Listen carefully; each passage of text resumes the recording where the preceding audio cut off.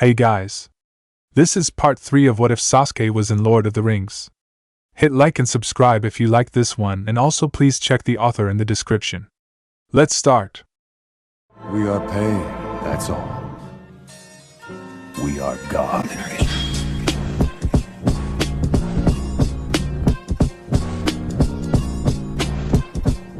Chapter 8. A Sensei and His Student. Location: Lothlorien. Sasuke only watched in silence as his student, who was, ironically, older than him, kept running higher and higher up the tree. Apparently, he already had a vague notion of how to do it before but never properly utilized it. The closest he had gotten was running on all fours and it more climbing than running. Thus, he was doing this exercise. When Sasuke had told him what he was going to do, he held out a knife and told him to scratch a mark on the trunk each time he reached his zenith. But after he got all the glares from the elves surrounding him for the remark, he put away the knife and held out a small pot of ink instead. That got the glares off his back and got his student to running. Speaking of his student, he leapt off of the tree and landed back on the ground. He was panting heavily and looked like he was going to stop. "You are not done, Isuna," he told his student. The elves might have called him Hinaran, but Sasuke had been told that his name was Isuna and that was what he was going to be called. "Keep going." "Yes, Sasuke-sensei," he replied, having been told to call his teacher that on the first day alone. He went right back up the tree. "How's the training coming, lad?" Gimli asked Sasuke when he walked by and took a look, stopping in his pace. "And why do you have him running up trees? I know he's half an elf, but still." "Being half an elf has nothing to do with him running up a tree," he answered as he watched his student leap off, land on the ground, and run at the tree with a shout. "He's building up stamina and leg muscle while also figuring out how to properly channel his chakra into his feet." "And what would that do for him?" The dwarf understood the part about stamina and muscle, but it was the last part that made him slightly confused. "For one, allow him to walk up any vertical surface and hang from any ceiling." "Ah, I see." He fell silent for a moment, and then spoke again. "I'll be honest with you, Sasuke. I still have a hard time believing that he's the son of Madara." "I can assure you he is. He had gotten the information from a reliable source." Flashback. "This should not be possible," he told Galadriel once they were alone again. The elf he had just seen only 15 minutes ago, who had fallen into unconsciousness and was taken away, had the Sharingan blazing in both of his eyes, which meant he had been sired by an uchiha. And since Sasuke was the last uchiha, he should not exist. "But it is," Galadriel told him, showing no concern for his outburst. "You saw it with your own eyes. It is the truth." "How?" he demanded. "How is possible then?" "You of all people in this world should know the answer. You are his sire." If he had been Naruto, that would have been the moment he would have started protesting loudly against that sentence, trying to point out how he couldn't have been the elf's father, stumbling over his words in the process. But since he wasn't that blonde idiot, he didn't do that. Instead, he thought it over, remembering what he had heard and what he was told. "He's yours?"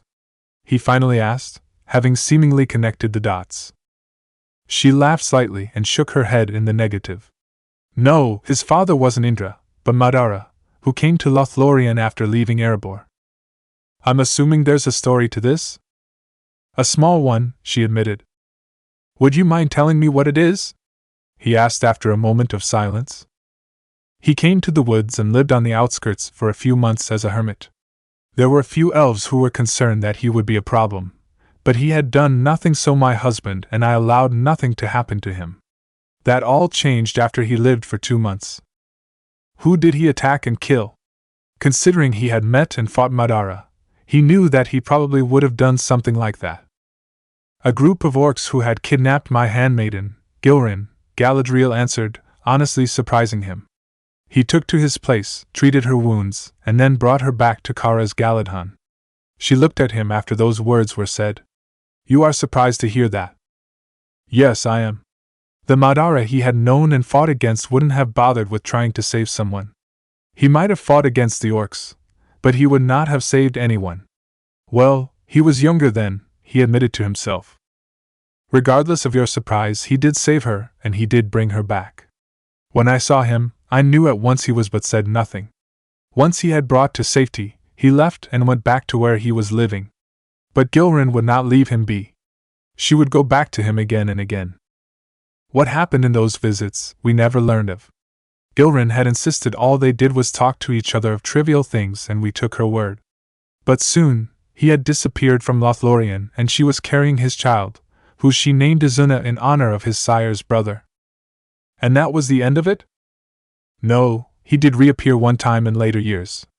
It was during the night, and only Gilrin had seen him, but he had laid eyes on his son.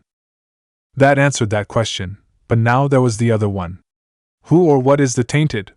When he asked the question, he felt the air around him become a little more colder. Galadriel answered him in a soft voice. He is one of the Nazgul and by far the most foul of them, save for their leader. Do you know of his origins? Until I held off all 9 of them to let Frodo get to Rivendell, I did not know what a Nazgul was, let alone who each one had been. The Nazgul were once kings of men before Sauron gave them 9 rings of power.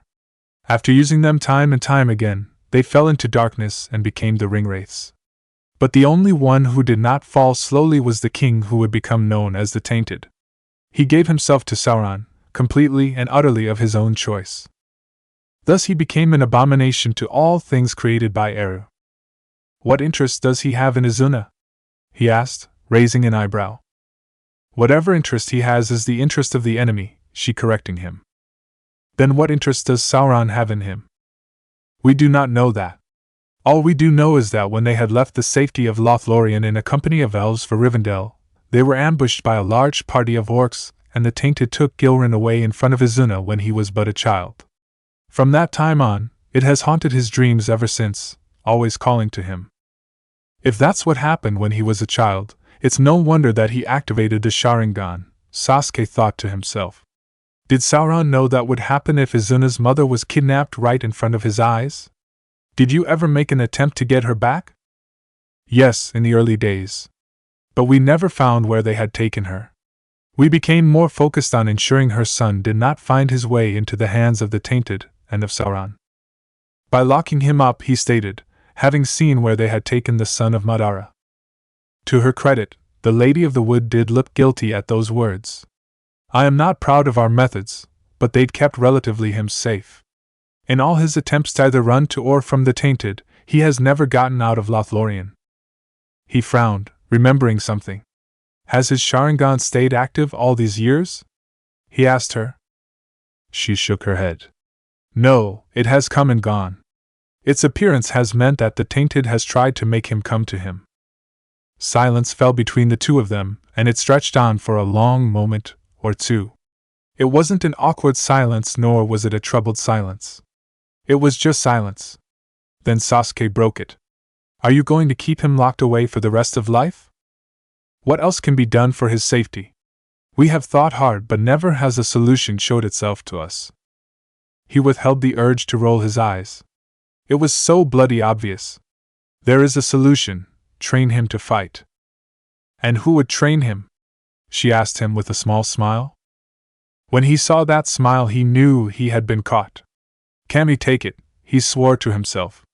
She knew that was a solution, and had been leading him to it the entire time. By showing him Isuna, then telling him of his parentage, and what happened to his mother, she had made him care a little about what would happen to him. He didn't like being led around by the nose like that. It had happened to him one too many times before. On the other hand, he had found that he wasn't the last Uchiha anymore. Had it been any other, and he a different kind of person, it would have been cause for celebration. He wasn't the kind of person to celebrate like that, but he would be damned before letting a chance like this to pass him by. You're looking at him, he declared. As the sun was slowly rising over the woods, the son of Madara was brought before him and Galadriel. What is going on, my lady? Isuna asked Galadriel. His normal eyes darted around the area they were standing in, a flet that looked over a stream. The guards that had brought him had gone back down the steps in order to give some semblance of privacy. Is this about what happened last night? Of sorts, she answered. He began to look very nervous. I'm sorry, my lady. I know I should have stayed, but he was there in my head. He was calling to him. I know, Hinaran, I know. I am glad to know that this time, you wanted to run. I do wish to think of the times he had made you want to come to him. He looked down at the wooden floor of the flat. I'm sorry those times had happened, but he was so convincing. So you have said many times before, but this is not what you've been brought here for. She turned her head to the only man there with them. Do you know who he is? He lifted his head and looked closer at the man. He was the one who looked at my face last night, wasn't he? He asked Galadriel, who nodded once in acknowledgement. But there's something familiar about him. He looked closely for another minute or so, and then his eyes went wide with surprise and hope. Father, is that you? No, Sasuke told him shortly. I am not Uchiha Madara. Oh, he said, the hope vanishing from his face. I'm sorry. You apologize too much, stop it, Krabender ordered him. That had surprised him. I'm sorry? What did I just tell you? Not sure what was going on, he looked over Galadriel. My lady, what is happening here? You were wrong in only one part, Isuna, she told him. This is not Uchiha Madara, he is Uchiha Sasuke, and he will be teaching you from now on. Teaching me? He repeated. Teaching me what? For starters, how to properly activate, deactivate, and utilize these, Sasuke answered, his own Sharingan blazing his eyes. Izuna gasped in surprise and took a step back when he saw those eyes. His own Sharingan involuntarily activated when he saw them. How is this? I thought. He tried to form a complete sentence but was having difficulty finding the right words. You thought that because of what happened, you were the only one who had them, and you probably thought it was because the Tainted gave them to you, correct? Ah, yes, he finally admitted. That was exactly what he thought it was. He had thought that his eyes had become the eyes of a demon for what had happened. They aren't, Sasuke told him. They are a part of your lineage, and I'm going to make sure that you are, at the very least, competent with them. Really?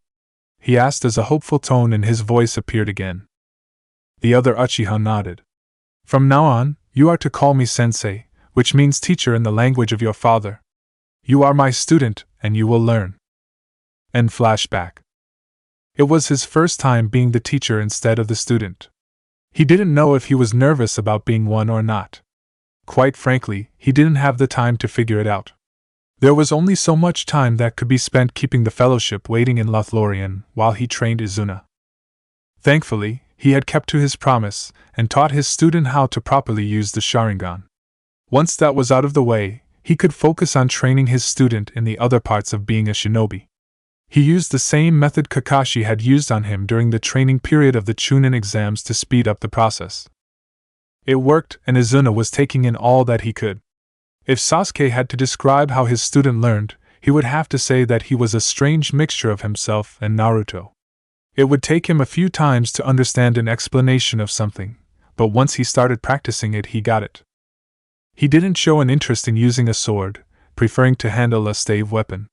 Having only learned the basic moves in the course of his training with Orochimaru, who had been insistent on that he learn a measure of everything, Sasuke showed him those moves. In this regard, he was more like his sensei, understanding them instantly and using them perfectly. In fact, he had done so well with the movements of a staff that he had begun to go further and figure out how to make his own movements. After seeing how his student had progressed with the staff in a matter of days, Sasuke decided to take it another step further and taught him how to use a spear, which was a little different than the staff but not by much. The only real difference was the sharpened piece of metal at the end. Izuna took to that just as well as he had the staff. But there were some things he had difficulty with. The most prominent of them was his control over his chakra. Despite being able to activate and deactivate the Sharingan, Izuna's chakra control could barely be even called that. It had taken them quite a few days to get into any semblance of control, which was one of the reasons his student was running up and down trees. It had gotten better, but not by a great amount. Well, lad, I didn't come here just to talk to you about how his training is coming, Gimli declared, breaking Sasuke out of his thoughts. Then why did you come here? To let you know that lunch has been made and the hobbits have made it. Interesting, he thought. Ever since they had entered Lothlorien and been found by the Elves, food had been prepared for them. I wonder which one of the four wore the Elves down enough to convince them to let them cook. If he had to make a wager, he would say Merry and or Pippin, with the stronger bet on Pippin. The sound of someone leaping off of something filled their ears for a moment. When they looked up, they saw Isuna coming back down to the ground. He landed easily on his feet, falling into a roll and then jumping out of it. He was ready to run again when his sensei spoke. "Stop, Isuna," Sasuke ordered. He went still and the other uchiha examined how far he went up today. It was a good amount, much more so than the previous attempts. He had managed to get a quarter of the way up the tree, and considering the height of said tree, which was one of the taller ones in the woods, it was a moderately impressive attempt. Of course, the time it took for him to get that far up could be improved. "Not bad," he finally said. "But you can be better. It took you longer than it should to have to get that far up." "Don't be too harsh on the lad, Sasuke," the dwarf amongst them told him. "It is a giant tree and he did get far. You can't fault him for that." "I'm not. I'm faulting him for his timing. If he had better control over his chakra, he wouldn't waste precious seconds making sure that he was still attached to the tree." "How is this control you speak of so important? I doubt anyone could get farther that tree in the same amount of time." He gave the dwarf a look.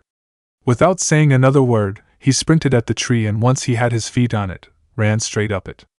To the people who were standing before the tree and looking at it, he had disappeared from sight, leaving only a thin trail of smoke behind him.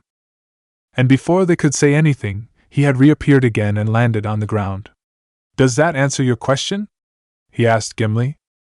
The dwarf was silent for a long moment, staring at the shinobi with his mouth agape. Then he closed it and asked the first question that came to him. "How far did you go up?" "All the way to the top in the same time it took Isuna to get up a quarter of the length. And I was going slowly." He looked over at Isuna. "Do you understand?" "Yes, Sasuke-sensei," his student answered. "I'm ready to go again." He slipped into the stance he had been taught to use to start off running. "That's not happening. We're done here." He turned around and walked away from the tree. Gimli, Isuna, and the few elves that were stationed nearby to ensure nothing happened to the half-elf followed him. It was only a short walk back to where the fellowship had made camp. A fire was going and the fellowship sat around it. "Welcome back," Sem said to them as they came near the fire. "How's the food coming?" Gimli asked as they sat down. "It's coming along nicely, Mr. Gimli. You'll only have to wait another minute or so." "That's nice. I am certainly hungry," Izuna declared as he sat down next to his sensei. After their initial meeting, Sasuke had his student meet the fellowship several more times. Once he had gotten to know them more and more, it became easier for him to talk to them. "How goes the training?" Legolas asked Sasuke. "It goes," he answered shortly. "You must give us more than that, Sasuke," Boromir told him. "If Izuna is to join us on our quest, we must know how far he has come in his training." "I would like to think that I am doing well," Izuna began to offer. "You are the student," his sensei told him shortly. "You would think that when you have no concept of how you're actually doing." "Then how am I doing, sensei?" He was silent for a moment. "Better in some areas, not as well as I had hoped in the others," he finally answered. "You cannot fault him for that," Aragorn told him. "Aragorn is right," Boromir agreed. "No warrior is perfect." "I know a few people who would gladly disagree with that statement," the shinobi thought to himself. He would know, he had fought those people and rid them of that belief. "I am aware of that, Boromir," he said aloud. "And I am not expecting Izuna to be perfect. But if he does not get better in those areas, he is liable to end up dead." "And you've put him through several hard tasks already, Sasuke," Gimli said. "The lad is doing well. That tree climbing thing he was doing looked to be quite difficult indeed, until you did it." "That's because my sensei taught it to me when I was 12, he answered. "And I had it mastered within the space of a few days." He neglected to mention the fact that Naruto had been there to spur him on. He still wasn't keen on the idea of letting others know about his past, and he was also aware of the fact that it wouldn't help Izuna. "I am ready to run up that tree any time you command me to, sensei," Isuna declared. His eyes shined with determination as he looked at his younger kin. I fear you will have to wait on that, Mr. Isuna, Sam told him. Why is that? He asked the hobbit, swinging his attention to him. Because the food is done, he answered. He looked at the rest of the fellowship. All right, grab your plates and stand ready to be served. And remember, there's enough to go around for seconds and more. The fellowship waited their turns to be served before tucking into the food. It was good food, no one could deny that. In all honesty, it felt like a long time since the fellowship had had a decent meal like this. The last one they could remember was one time before the Creebane had spotted them. It had a quick lunch, but it felt the same. Not wanting to think of that, they focused their attention on the food. As stated before, it was good food, but when was food made by a hobbit anything but good? There were meats and vegetables aplenty, and there was more than enough for more, like Sam had said. This is good, Isuna exclaimed as he ate the food on his plate. I'm glad you enjoy it, Sam said, looking a little embarrassed and shy at the words of praise. Enjoy it? If I was a cook, I would ask for the recipe. The same goes for me, Master Gamgee, Gimli told the hobbit. But perhaps I can pass on a few to Bombur. I believe you would be proud if he declared that he liked your meals. Those words just made him feel even more embarrassed. There's nothing special about it. It's just a good cooked meal. You would be surprised how rare that is sometimes, Sasuke told him. The raven-haired shinobi could easily remember the times in his wanderings when he had to suffice with one meal a day. One of the worst ones was when he had to pace a stale loaf of beard out so it could last him 2 weeks. Aye, Sasuke has the right of it, Boromir agreed. He could remember the times when, in the defense of Gondor, food had been scarce for him and his men. Aragorn had said nothing, but he silently agreed. He had some lean times as well when he was just simply a ranger. Sure, he was able to track and hunt down food to eat, but even then there were times when there was no prey to hunt. Embarrassment left Sam when he heard those words. Instead, he was now filled with shame. I am sorry, he told them. This must seem like a waste of food to you. Sam, are we complaining about how the food tastes? Aragorn asked him. No. Are we berating you for cooking so much food? No. Are we even suggesting ways to make the food taste better? That question drew some small looks of outrage from the hobbits, because not once in the entire reckoning of the Shire had one of the big folk ever suggested a way to make food cooked by a hobbit better.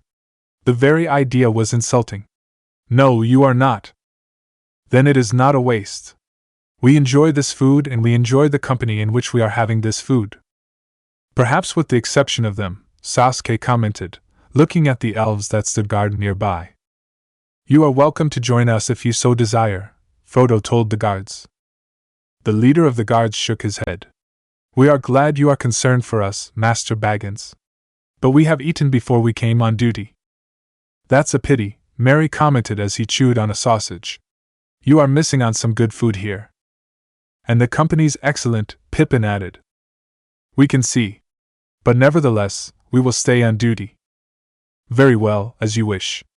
Merry, pass me a sausage. Me as well, please, Isuna asked. While he did enjoy the greens the lunch had, he greatly enjoyed the meat that was there.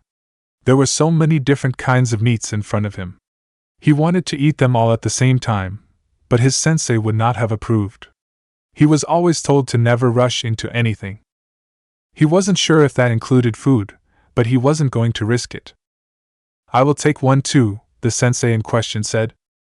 Hold on, I will get to each of you, Merry told them all. Sasuke waited in silence as he got his sausage. Once he got it, he took it onto his fork and bit off a piece of it. As he chewed slowly, he looked at the rest of the fellowship. In spite of the danger that surrounded them and their quest, it did not seem like it at that moment. Instead, it felt like a group of friends sitting around a fire, enjoying a meal in the company of each other. It was a relaxing feeling, and if he was being honest with himself, he could barely remember the last time he had that kind of feeling. What he could remember was it was a dinner with his father, mother, and Itachi. Kami, he must have been 5 or 6 when it happened. Had it been that long since he felt like that? No, that's not true, he silently admitted. There was always Team 7. There were a few moments with Team 7 that had that kind of feeling, but they were there. When the food was done, they were not. Instead, they put their plates down and relaxed. By the beard of my father, that was a good meal, Gimli declared, patting his belly.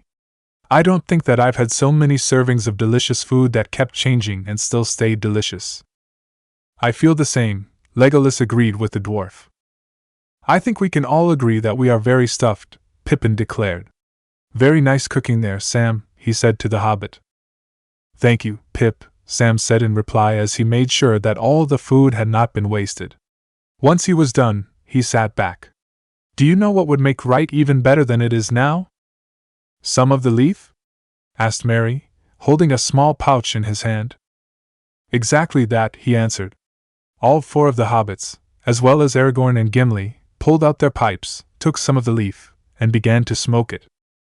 Try not to set anything on fire, Sasuke said to them with a small smile on his lips as he watched them smoke. They were in the middle of an elvish land, and he had yet to see an elf smoke a pipe. Plus, he was fairly certain that the elves would the trees or grass set ablaze because of their actions.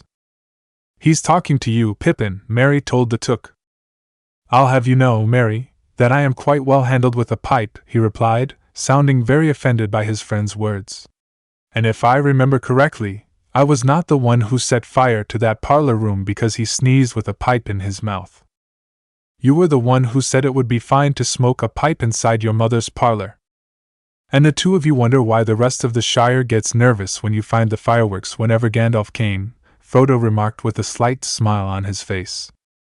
The hobbits shared a laugh at that, remembering what had happened at Bilbo's birthday party.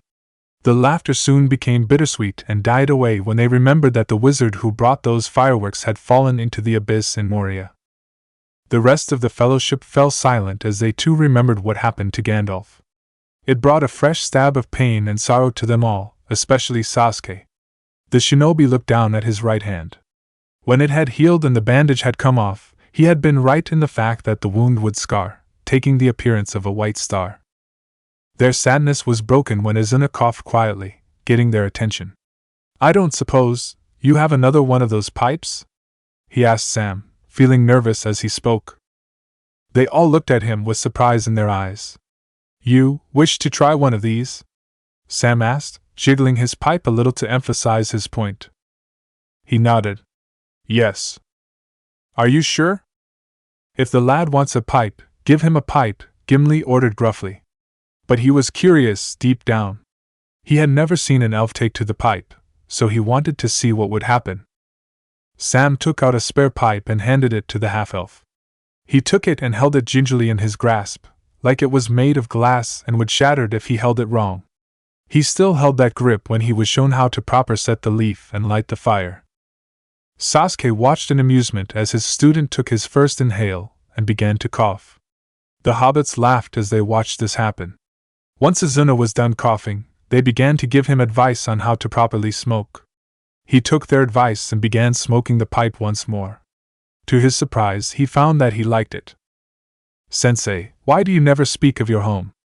Isuna asked Sasuke as they sat on the bank of a lake.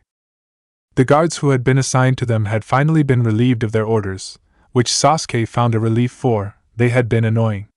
Since they were gone, he could try and focus his student on the mental aspects. They were trying to do that by meditating, and the way he figured it, peaceful scenery would help it, hence, why they were in front of a lake.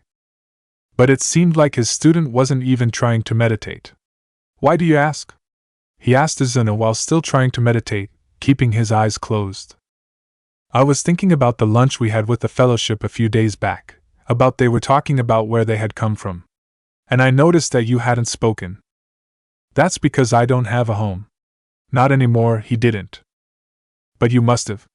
You must have come from somewhere. Finally, he opened his eyes and looked at his student. Why do you even care, Isuna? His student looked away from his gaze, not being able to hold it. I always wanted to know where my father came from. I used to imagine what it would be like there.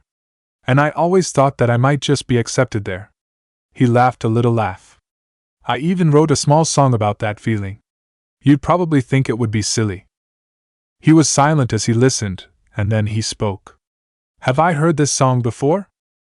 Izuna looked a little surprised by the question, obviously not thinking that his sensei would care about what he had been saying. The only actual person who had done that for him was Lady Galadriel. No, he said. Then how would I know if it's silly? Well, would you mind if I sang it? If it gets you to stop this kind of questioning and focus on meditating, yes, Sasuke told him. He took a deep breath and began. Start. I can go the distance. I have often dreamed of a far-off place where a great warm welcome will be waiting for me, where the crowds will cheer when they see my face, and a voice keeps saying, this is where I'm meant to be. I will find my way. I can go the distance. I'll be there someday. If I can be strong, I know every mile will be worth my while. I would go most anywhere to feel like I belong. I am on my way. I can go the distance. I don't care how far. Somehow I'll be strong. I know every mile will be worth my while. I would go most anywhere to find where I belong. And I can go the distance. It was a short song, but it was not sung horribly. When his student was done, he was silent for the longest moment. But he broke that silence quickly enough. When you want to find a hobby, I would recommend your singing, he told Izuna. Why would I want to find a hobby? His student asked him. You're trying to be a shinobi. You're going to want a hobby. He never had a hobby, he'd been so focused on getting revenge for his clan. Did you like it? He nodded. Yes. It was nice. He might have been selling it a little short, but he wasn't going to tell Izuna that. In truth, the song had reminded him of Konoha, of the people that were living there. It made him wonder if things had finally cooled off, if he could go back. Would they stare at him with open hostility in their eyes as he went down the street, cursing him for daring to show his face? Or would they greet him like he had simply been on a long mission and they were glad that he was home? He stood up from where he sat and walked to the water's edge. Sensei? Said Izuna. He said nothing to his student. What he did was kneel down to the ground and place his hand in the water. Once it was submerged, he channeled his chakra through it and into the water itself. He willed the water of the lake to take the shape of the memory that was currently inside his mind. It took a minute or so, but the lake started to obey his will. Sensei, what's happening? Izuna asked him, seeing that the water of the lake was beginning to act strange. Quiet, I'm concentrating here, he told his student, trying to keep his focus on the lake. On what? His student asked again. If you will be patient and silent, you will find out. That's an important thing for a shinobi. Izuna caught the rebuke and stayed silent, while his sensei concentrated. The water of the lake began to rise up from what its usual level was. It was not all at once, it began in small parts. But it began to grow and grow, quickly taking shapes as the water continued to rise. But now, it was not all at once, it was more in parts, each taking a different elevation. The son of Madara could only watch in fascination as he watched all of this happen. His sensei was creating something, that much was obvious. But as it was still growing and building itself, he had no idea what it was or what it would become. He could only watch in fascination as the water continued rise and form. When it was done, he was looking at a city. But it was not like Kara's Galadhan, which was the only kind of city he had known. But this city made of water did not show flats built around trees. It had buildings of various heights, lengths, and styles. He didn't know how, but the water had changed colors as well, letting him see what they truly looked like. At the back of the city was a large mountain with 5 heads carved into it. Is this your home, sensei? He asked after getting over his shock of seeing the water city. It was once, Sasuke said shortly. It looks amazing. Even though the buildings were different, he could see how they connected with one another, whether with branches of trees or what looked to be lines of clothes hanging in the air, which struck him as a little odd, but he didn't say anything. The man the elves knew as Krabender said nothing in reply. He just kept looking at the representation of Konoha. It was a small scale of the village, so all of it could be seen. He wasn't sure why he had created it. The logical side of him said that it was because Isuna would never stop bugging him about it. But the other side of him, the emotional side, said it was because on some deep level, he missed the village. Sure, he had been there after talking to the dead Hokages, but that didn't really count. That was why he created the little replica of the village before pain had attacked. He barely noticed when the sky above them began to darken. But he did notice when his student began to shake where he sat. "What is it, Isuna?" he said, looking at the half-elf. "It's here," he said in a terror-filled here. "What's here?" "It's here," he said again, placing emphasis on the first word. "What is here, Isuna?" his sensei repeated himself. "It," he said as his Sharingan activated as he focused on the city. Sasuke hadn't known what he was talking about, but when he saw the Sharingan, he knew it only meant one thing: the Tainted was trying to influence Isuna. "Where is it?" he asked his student, standing up and stepping away from the water of the lake. "It's right there." Isuna pointed at the middle of the water representation of Konoha. Sasuke saw nothing there, just the city. Thinking of a way to stop this, he stopped the flow of chakra to the replica, letting the water fall back down to the normal level. "Is it still there?" "Yes." It didn't move. How could his sensei not see it floating just above the water? Its hunched appearance was right there. Already he could feel it calling for him, beckoning him to come forward. One part wanted to go, another wanted to run.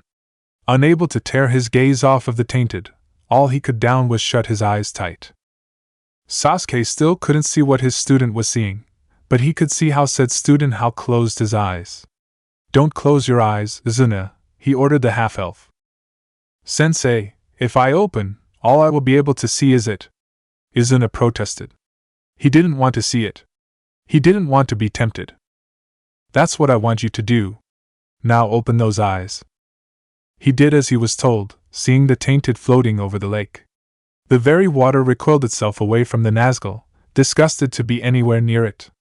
He didn't want to be there either. He wanted to run, but there was that other part of him that urged him to go. "Sensei, please help," he all but begged. "I am helping you, Isuna," Sasuke said as he walked to his student and stood behind him. "Look at it," he told the half-elf, speaking into his ear. "I do not want to." "Look at it, Isuna," he ordered his student sharply. "Do not run away from it, and do not run towards it. Look at it." "It's all I can see, Sensei." "Good." "How is it good?" He was afraid. He didn't want it to be good. "Look at it, Isuna." "What is it?" Why did his sensei ask that? It was obvious. It's the Tainted, one of the ring wraiths. "Why does it keep coming to you?" "I don't know." "Yes, you do. Think, Isuna. Why does it keep coming to you?" The questions were coming rapidly, and he answered rapidly. "Because it wants something from me," he answered. "What is that something?" "I don't know." Was it mocking him by just floating there? Think. How is it you came to know the Tainted? The answer was hard for him to say, and he said it with a voice choked full of emotion. "It was the one who took my mother." "But why?" asked Sasuke, fueling his thoughts. "Why would it take her?" "I don't know why, I never knew why. It just took her."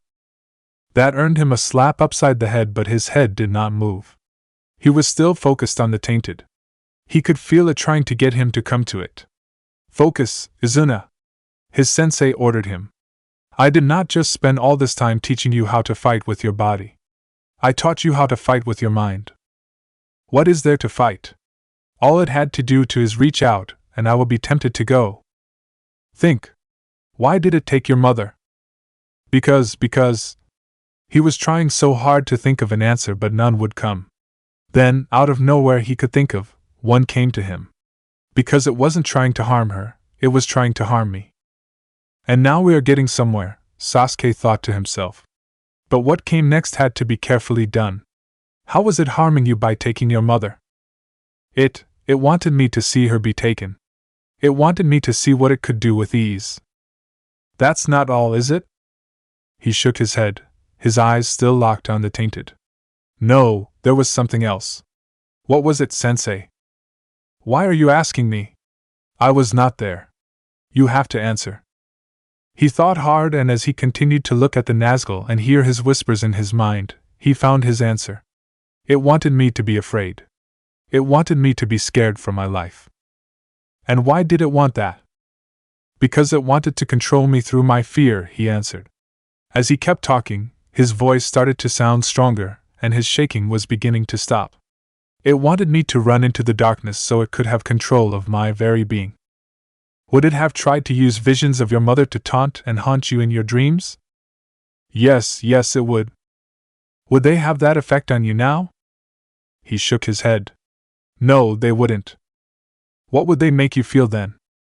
I would feel anger and fury. He could feel those emotions grow strong inside him, and they were directing themselves at the Tainted. Suddenly, he found that he could look at more than the floating Nazgul, but he kept his Sharingan on it. Why would you feel those things? Sasuke asked. Because it took my mother, he answered, and when he said them, it was like he had heard them for the first time. It took my mother. It took my mother!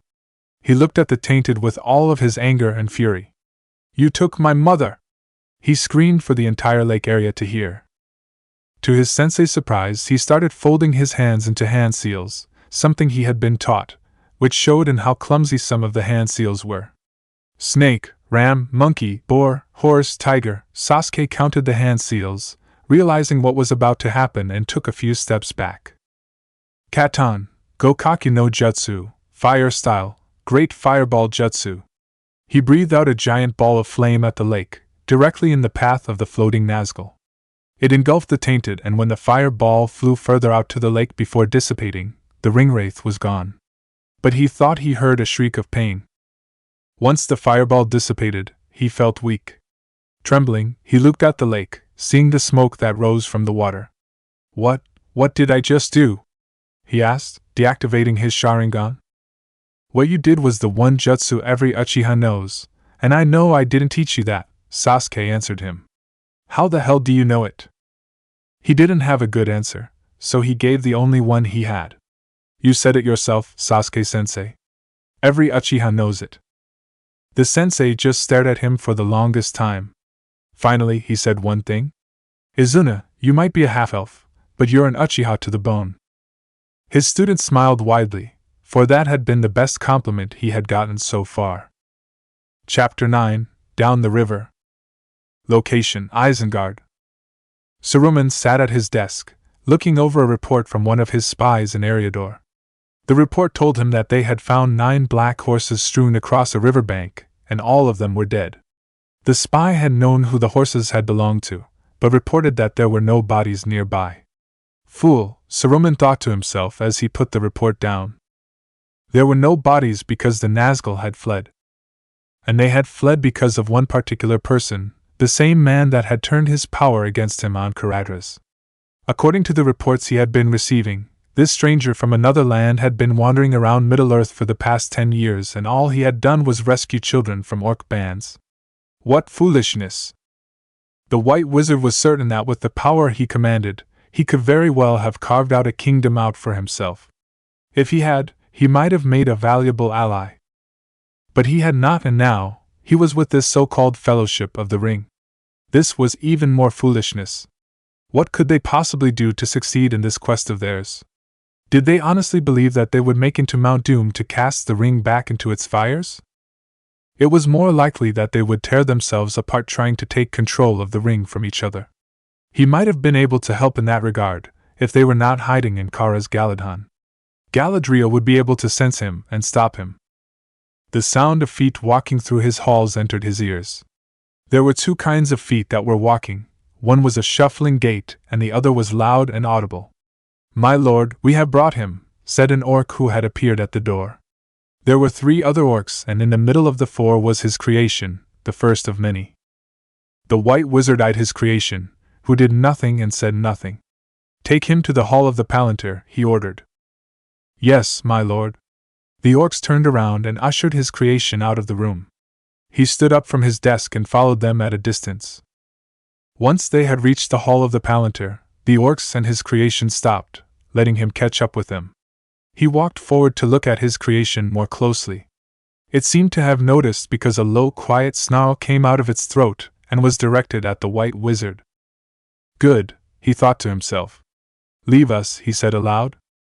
But my lord, he's… The orc that spoke quickly fell silent when Saruman's gaze fell upon him. Do I need to repeat myself? He asked. No, my lord, the orc said, bowing his head. He and the other three quickly left the hall, leaving him alone with his creation. Silence reigned in the hall as the two just stood there. Do you know how the orcs first came into being? Saruman asked his creation, only receiving a quiet snarl in response. They were elves once, he said, slowly walking around his creation. Taken by the dark powers, tortured and mutilated, he told his creation, getting an audible growl in response. A ruined and terrible form of life, he declared as he finally stopped walking around. And now, perfected, my fighting Uruk-hai, he finished. The only thing he had left to say was a simple question. Whom do you serve? His creation did not waste any time in answering. Saruman, it declared with a whisper that echoed throughout the hall and the tower. The white wizard smiled. Good. What came next was the arming of his Uruk-hai. There were enough of them to be used as a large scouting squad, so he put them to it. As they were the first batch to be used, the armor and weapons they were getting would crude. But they would also be cruel, and that was all he needed them to be right now. The Uruk-hai were so loyal to him that they painted their mark for him, a white hand, on their faces. Once they were armed and ready, they stood before him to listen to his orders. And he gave them his orders. They were to find the Fellowship. Hunt them down. He told them from the balcony he stood on. Do not stop until they are found. You do not know pain. You do not know fear. You will taste man-flesh. They roared and howled their approval at him.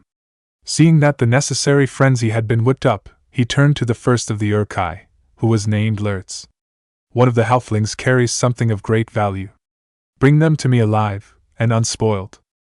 There is also one amongst the men with black hair and eyes the color of blood. I want him as well. Lurtz snarled his understanding but also his frustration. Kill the others. The frustration was gone. The firstborn Uruk-hai turned to the rest of his force and kept that whipped frenzy going. With that force driving them, they ran out of the pits, out of Isengard, and out to find their target. Location: Lothlorien. The day had come for them to leave Kara's Galadhan, but they would be leaving with a new member. They stood before the Lord and Lady of the Wood, and cloaks of elvish make were set in place around their shoulders with brooches of green leaves holding them. Never before have we clad strangers in the garb of our own people, Celeborn told them all as the elves who set the cloaks on their shoulders stepped back from. May these cloaks help shield you from unfriendly eyes. We thank you for these gifts, Lord Celeborn, Aragorn told him. He nodded in reply. Go now and prepare for the journey ahead. Pack what supplies that will be given to you onto the boats, and then return for the giving of gifts by my lady wife. Aragorn, son of Arathorn, attend me. The ranger and the elvish lord walked away from the others who went for the bank. What is it you wish to say to me, Lord Celeborn? Aragorn asked as they walked by the bank of the river, away from the elves that were helping the rest of the Fellowship. To warn you of what lays ahead, he answered. Every league you travel south, the danger will increase. Mordor orcs now hold the eastern shore of the Anduin. Nor will you find safety on the western bank. Strange creatures, bearing the mark of the White Hand, have been seen on our borders. Seldom do orcs journey in the open under the sun, yet these have done so. As he spoke, he held a gift for the ranger to take. It was a small dagger of elvish make. Leafadarain, you are being tracked, he told Aragorn in elvish as the man took the gift and looked at the blade. By river, you have the chance of outrunning the enemy to the falls of Rhoros. Aragorn said nothing in reply. He just slid the dagger back into its sheath. Meanwhile, the Fellowship was still helping putting the supplies into the boats. The majority of the hobbits there did not know how to sit in a boat, while the one who did hadn't been in one for a while, so they were getting a feel for that. What's that? Pippin asked Legolas as the elf placed a couple of brown packages into the boat. He had another one of those packages in hand and took out what was inside. Lembas, elvish way bread, he told the Took before taking a small bite of the bread. One small bite is enough to fill the stomach of a full man. Both Pippin and Merry, who was sitting next to his friend, nodded in acknowledgement. As Legolas went back to helping, Merry looked at Pippin. "How many did you eat?" he asked. "4," Pippin answered before trying to keep a burp contained. Clearly, the elves underestimated hobbits when it came to lembas. Both Sasuke and Isuna stood off to the side, away from the boats and elves carrying supplies. "I am excited, Sensei," Isuna admitted to Sasuke as they looked out at the river. "I will be seeing Middle-earth for myself instead of listening to the tales of my elders." "This is not a vacation, Isuna," Sasuke told him. "You will still be training as we journey. In fact, you will be training when we leave." "Sensei, we'll be on boats going down a river. How could I train on the water?" "By walking on the water," he answered. To prove his point, he stepped onto the river, walked a few steps, turned around to look at his student, and then walked back to prove his point. "Understand?" His student could only nod in stunned surprise, but after learning what he had from his sensei, he really shouldn't have been. "I'm going to be falling into the water a lot, aren't I?" he asked.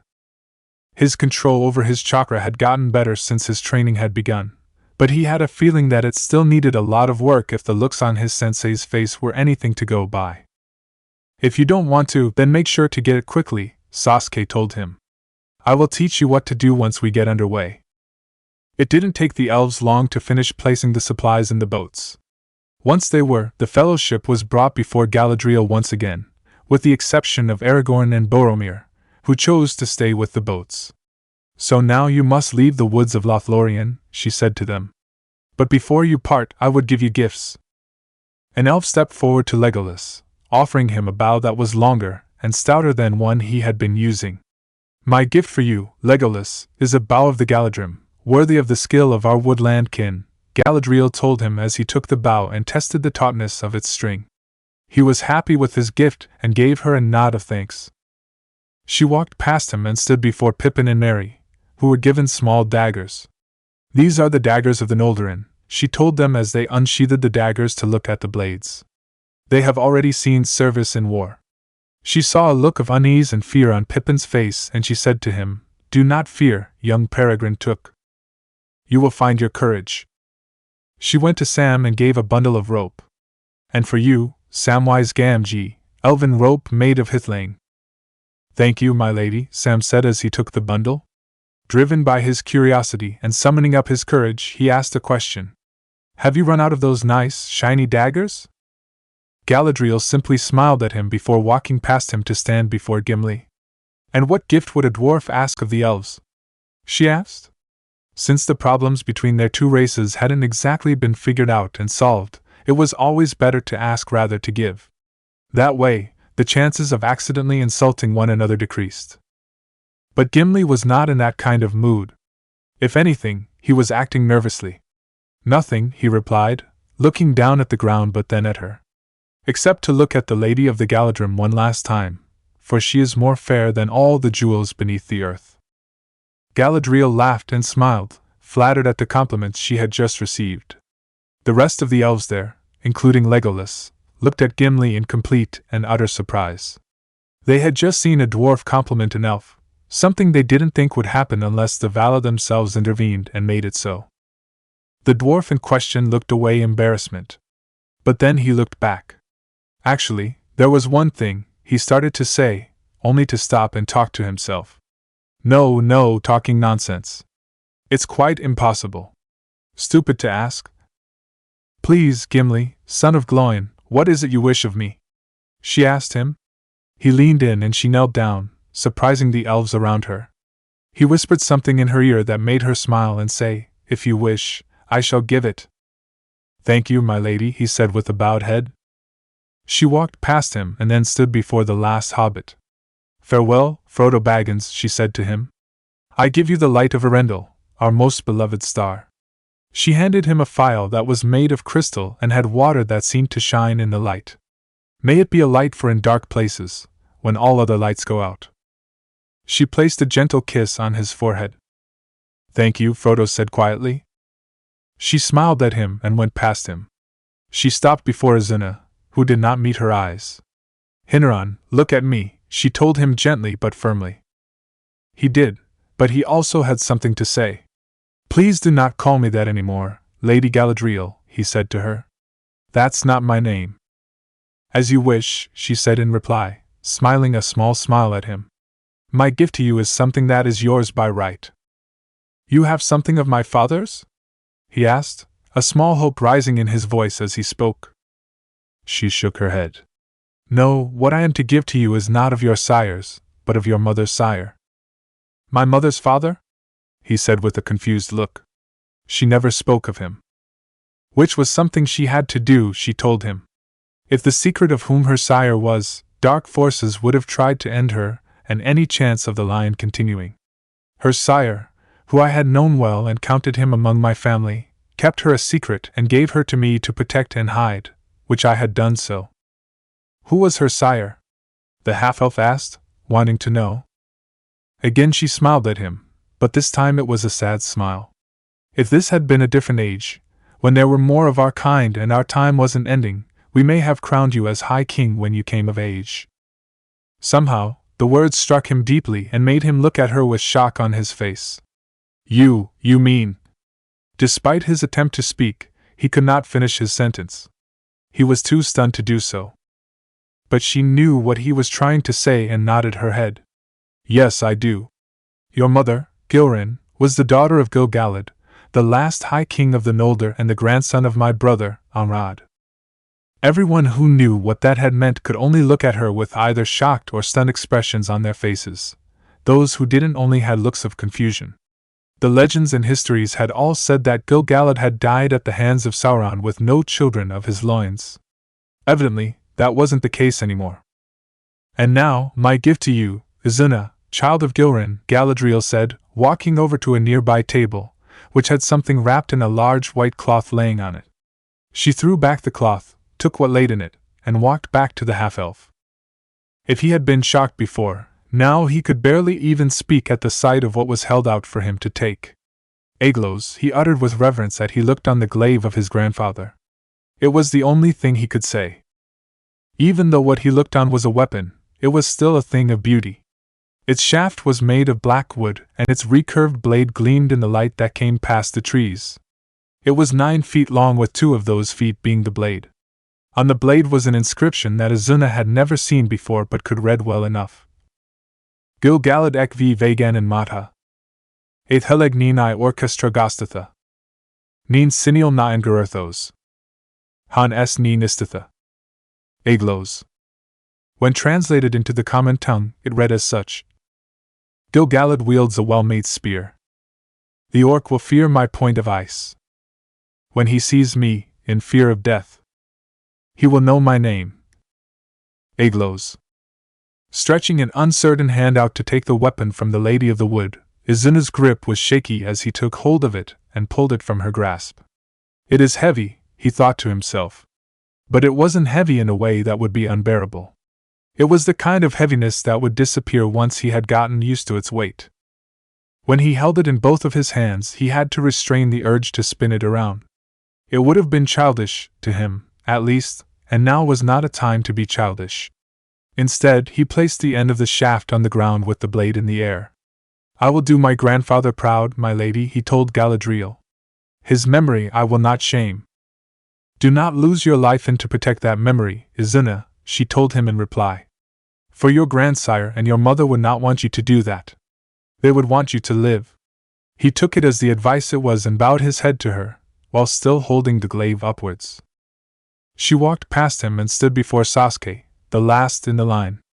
I have nothing to offer you as a gift, Uchiha Sasuke, she told him, surprising the rest of the fellowship. Only something that should be returned. And what would that be? He asked her. She turned back to the table.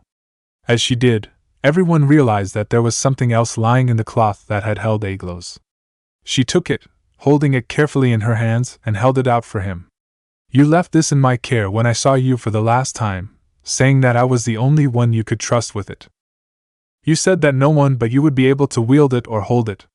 It grieves me to say that your words have proven true, for many young elves in these woods thought that they could master a blade of man, only to die when they held it. His eyes were on the weapon she held in her hands. It was a katana with a hilt that was black with white bands over it, and a circular guard with no apparent design on it. It was sheathed in a scabbard that was so dark it almost looked like black wood. All in all, it looked like an ordinary katana, no different from any other he had seen before. And yet there was something about it, and something about how she spoke of it. "If what you say is true, why are you not dead?" he asked her. "I do not know. Perhaps it knows what I was to you. But in spite of that, I have only held it twice. The first was when it was given to me, and the second is now. And now I ask you this, will you take back what you had given up?" He was silent for the longest time, looking at her and then at the katana. He could use a sword after losing his Chikuto in Moria, but he didn't know whether it would accept him. She knew who he was, but did the katana know that? As he wondered about it all, an idea came to him, and he looked down at his left arm. It could work, he thought himself, shrugging the new cloak he had on back to reveal his arm for all there to see. Pulling out one of the knives he had asked be made for him and Isuna, he wouldn't risk asking for shuriken. Thinking that the elves didn't know the design, he placed it against the top of his shoulder and began cutting away. Everyone looked on with interest as he cut the knots holding the bandages tight on his shoulder. Ever since they had seen that arm, they wondered what had caused him to wear those bandages and what lay beneath them. As the bandages unraveled and fell to the ground, their anticipation rose. They had thought to see an arm burned black by flame, perhaps some hideous wound or scar that stretched from fingertip to shoulder bone. But there was nothing of the sort when all the bandages fell away and his arm was revealed. But what they did see were black rune-like characters stretching and encircling his arm like a great many chains shackling it. It seemed that the characters originated from the black crescent moon mark in the palm of his hand. Once the bandages had fallen and his hand was free of their restraints, he reached out with that arm and took hold of the hilt. With the other hand, he took hold of the sheath and took it from Galadriel's hands. Almost instantly, there was a hostile feeling inside his mind, telling him that he will die. But acting on his instinct, which was telling him to use his Sharingan, he did just that. He saw that there was writing done in chakra on the sheath. He began speaking in the language of the elemental nations, saying the words wreathed in chakra flame. Beneath the light of the pale moon, I lay in silent wait. Where there are no stars to shine, I am the gate. There are none who can withstand me. There are none who can hide from me. There are none who can hold against me. In the darkness of the night, I hunt those who would try to resist. An unseen hunter I am. For those who think they can persist. Many fear what they think me to be. They pray that they will remain unseen to me. But they forget that I have seen them all. And they all answer to my call. I am nowhere and I am everywhere. I am no one and I am everyone. I am trapped and yet I am free. My greatest secret is plain to see. For those who are brave enough to find it. And those who would name me are too afraid to see what that secret is. I am an instrument, and I have no name. With each word he spoke, the chakra-inscribed characters faded away until there were none left. When he was done, the hostile feeling inside his head seemed to have fallen into a grudging silence. He did not draw the blade to see what it looked like or to see its sharp edge. He had no need to. He knew that when it was drawn, the words would be proven true. Instead, he lowered the sword to his side. In doing so, he noticed something that was surprising. The sealing pattern on his left arm did not end at his shoulder anymore. Now it only reached his elbow, and before his eyes, it faded away until it could barely be seen against the skin. He knew it was still there, and it was still sealed, but now he did not need to cover his arm anymore. He looked at the Lady of the Wood, and a strange desire came over him. To the surprise and shock of all the elves there, he reached out and hugged Galadriel. "Thank you, Galadriel," he whispered into her ear, speaking the language of the elemental nation and with an accent that was positively ancient. "Thank you for being there." "You are welcome," she replied, returning the hug. She didn't say the name, and she didn't need to. Now that all the gifts had been given, it was time to leave. The fellowship got into their boats, Legolas, Isuna, and Gimli in one, Aragorn, Frodo, Sasuke, and Sam in another, and Boromir, Merry, and Pippin in a third. They paddled away from the bank and onto the river. It was slow at first. They had to be formal about leaving, paying silent homage to their hosts as they passed. Just as they left the borders of Lothlorien, they saw Galadriel watching them leave. She raised a hand in farewell as they passed. "I have taken my worst wound at this part, having looked my last on that which is fairest," Gimli declared once they were out of Lothlorien. "Henceforth I will call nothing fair unless it be her gift to me." "What was her gift?" Legolas asked him. Isuna looked quietly on, but looked interested as well. Out of all the gifts that had been given, the one the dwarf had received had been done without the rest of the fellowship seeing it. "I asked her for one hair from her golden head. She gave me 3. The elf prince smiled. "That was kind of her." "Aye, it was." As they continued paddling, the boat holding Sasuke came beside their boat. "Isuna, we are out of Lothlorien," he said to his student. "Do you remember everything I told you?" "Yes, sensei," he answered. As they traveled in the safe waters, the sensei had told the student what to do. "Then begin." "What's going on?" Gimli asked, looking at them both. The half-elf did not answer him. Instead, he stood up, took a deep breath, lifted a foot up into the air, and then putting it down on the water. To their surprise of all but one of the fellowship, the foot did not go through the water. Izuna smiled at the small success, but the smile died away when he saw that his sensei wasn't smiling or even had a look of approval on his face. So he took the other foot off the boat and placed it on the river as well. He stood there with shaky legs before falling down into the water. But he didn't fall all the way in. He managed to reach out and grab hold of the 2 boats, stopping him from sinking. Without saying a word, he pulled himself out of the water and onto the boat, glad that he had taken the cloak he had received off. "Do it again," Sasuke told him. It was the only thing he said. "Yes, Sasuke-sensei," he said in reply, stepping out onto the water again. This went on for the rest of the day. As the boats paddled down the river, the half-elf would walk among them. He had fallen more times than he could or would want to count. But he received no help and he did not ask for it. Necessity and survival forced him to figure it out or die. And he was proud to say that he did figure it out by the time the sun had reached its zenith. But once he had done so, Sasuke ordered him to walk for the rest of the day. Walking on water was different than just standing on the water. But he could do it. He took slow steps to make sure that he wouldn't fall into the water again, as he had plenty enough of that already. But as time passed in the day, he took more and more confident steps. By the time they had brought the boats onto a bank and set up camp for the night, Izuna could walk on the surface of the river as if it was a road or the earth itself. But he was also soaking wet. "Is there any chance of us being able to have a fire?" he asked the others as they took out what supplies they needed out of the boats. He was shivering as drops of water fell off his clothes. Aragorn looked out at the river, trying to see what was out there. "We will have to keep it small," he finally said. "We do not want unwanted eyes looking for us." "I will be glad to have my clothes dried," Izuna told the ranger, glad for the answer. "You should have just stripped before going out onto the water," Sasuke told his student from where he sat on the bank, the katana he had taken from Galadriel laying in his lap.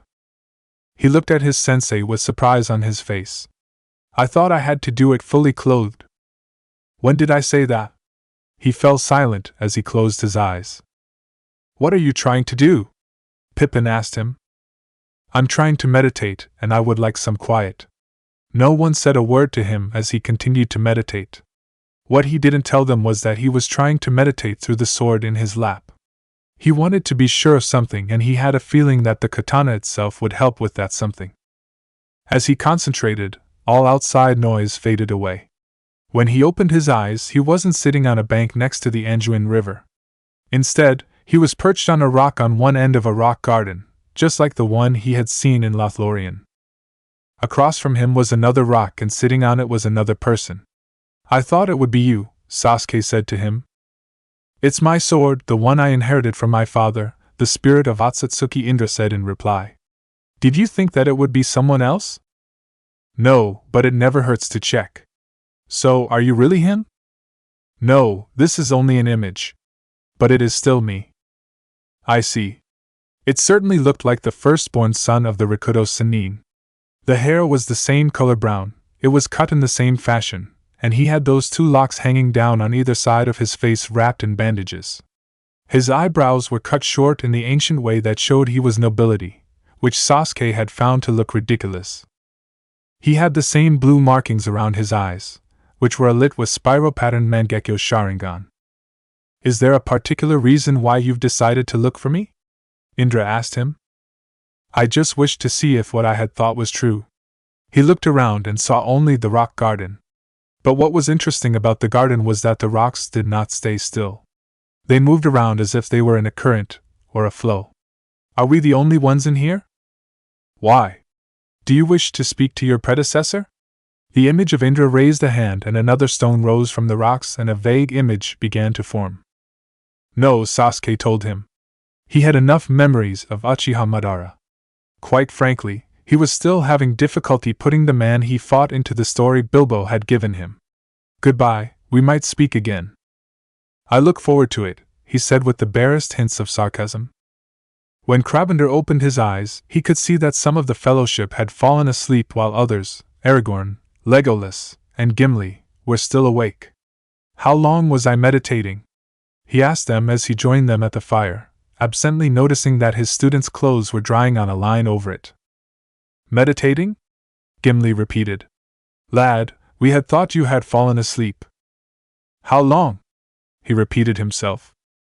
Only an hour, Aragorn assured him. There is still some food being kept warm. He gestured slightly to the pane in the fire, that food in it. Thanks, he said shortly, reaching for the pan and taking it off the fire. Once the food was cool enough to move onto a plate, he did so and began to eat. The other three were silent while he ate, but Legolas had something to say when he was done. Krabender, may I ask you a question? What? When Lady Galadriel spoke to you during the giving of gifts, she said that you had left that sword in her care. But I don't think that you would be one to leave a weapon behind. And it did not sound like she was talking to you, more like a different person. She was, in a sense. And you would be right. I would not leave a weapon like this behind. I do not understand. He looked at the elf for a long moment, and then turned to Gimli. I've read some of the dwarves, particularly about Durin the Deathless, and how he would go to sleep and awake in his own line. In Southern Earth, we have something similar. I've heard it be called reincarnation. I've heard it called that too, Gimli admitted. But we dwarves only have Durin. The elemental nations have too, Indra and his younger brother, Azura. When their father chose Azura as his successor, Indra did not approve of the choice and fought his brother until they both died. But even death would not hold them. Their chakras would latch onto a person of their line, thus reincarnating them, in a sense.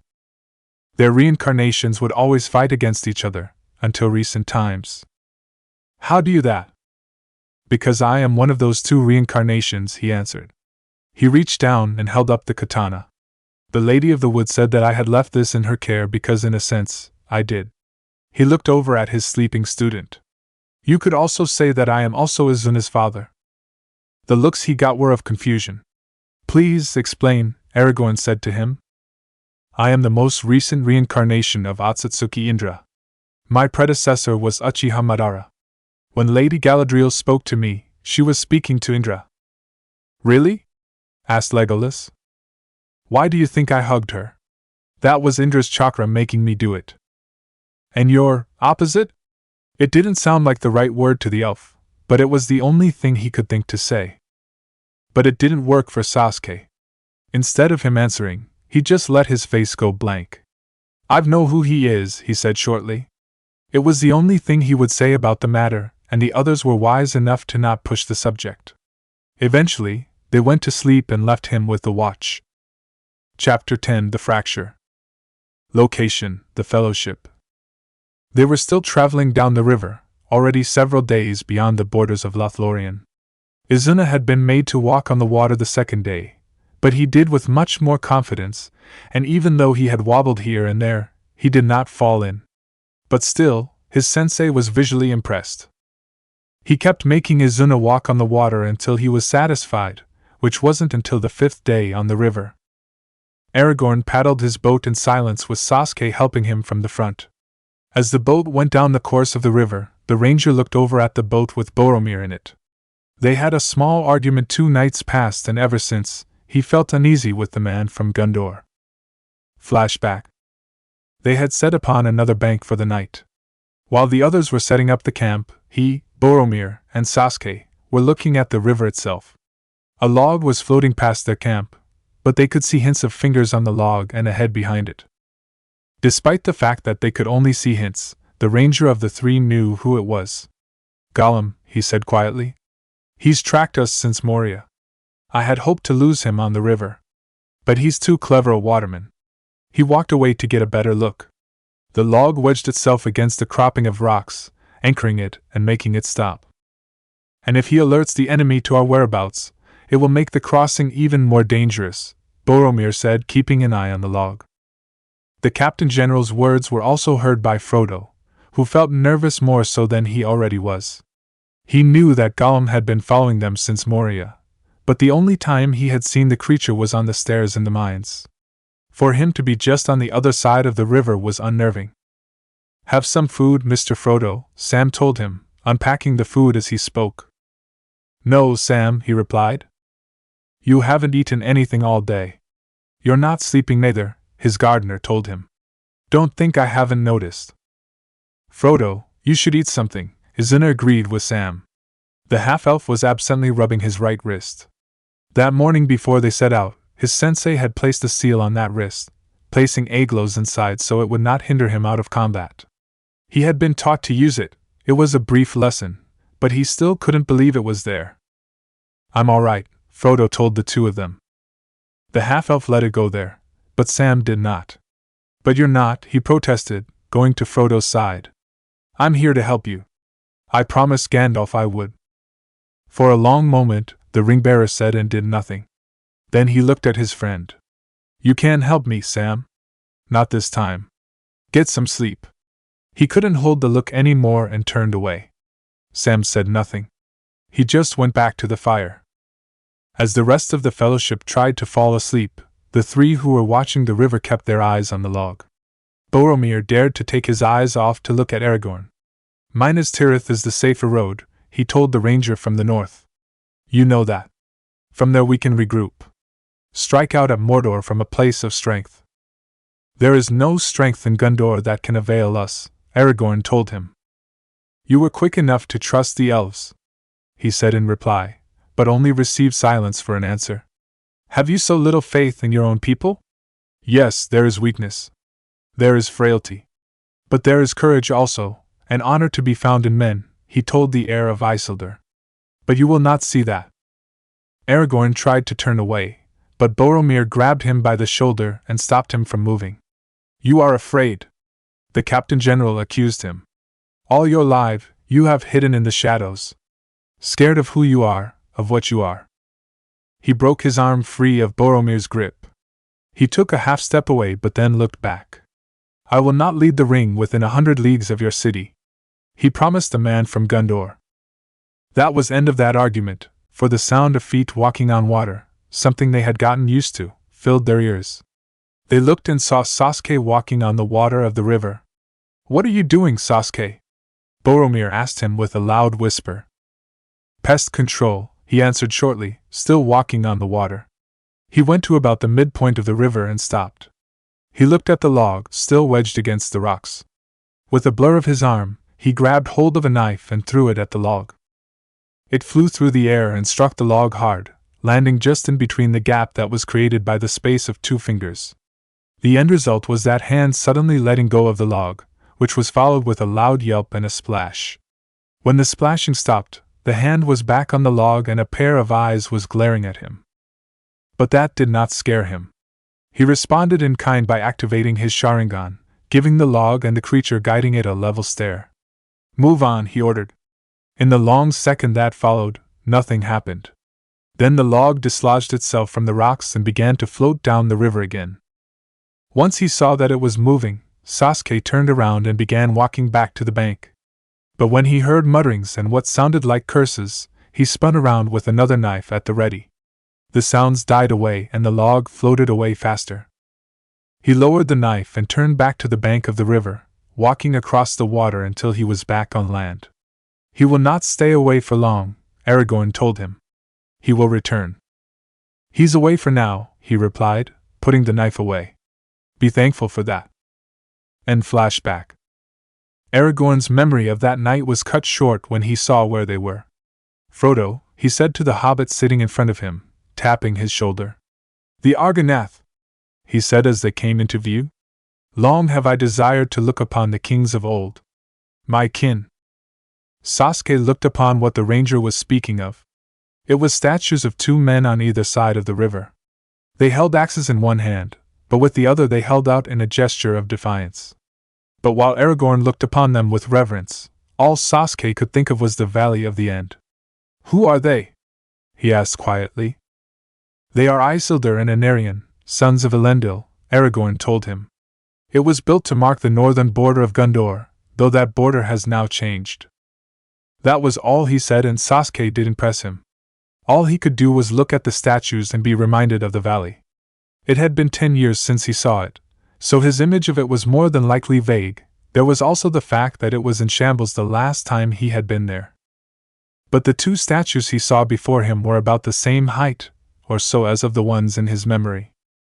An odd idea struck him as they passed by the statues.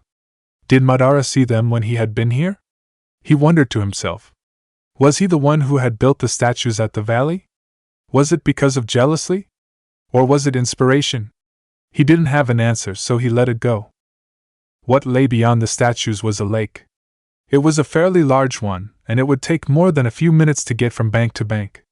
But what was interesting, and a little unnerving, was what lay directly opposite of the two statues.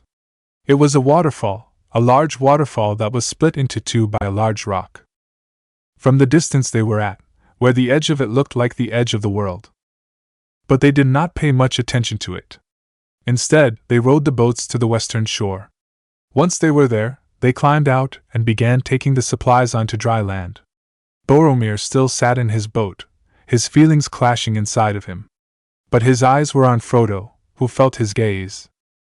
Once the supplies were out of the boats, and a fire had started, Aragorn told them the next step.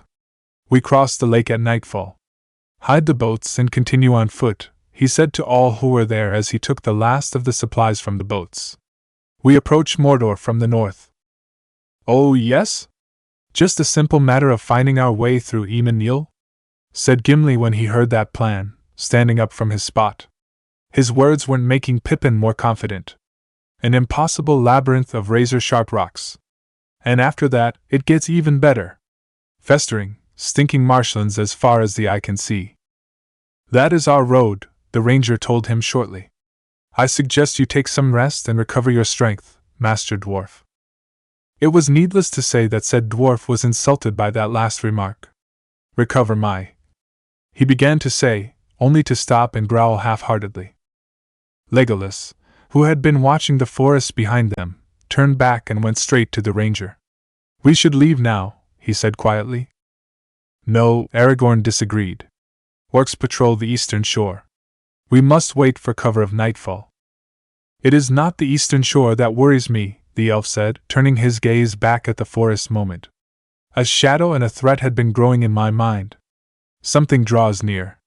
I can feel it. The man still looked a little skeptical but was not about to ignore his friend's warning. Recover strength?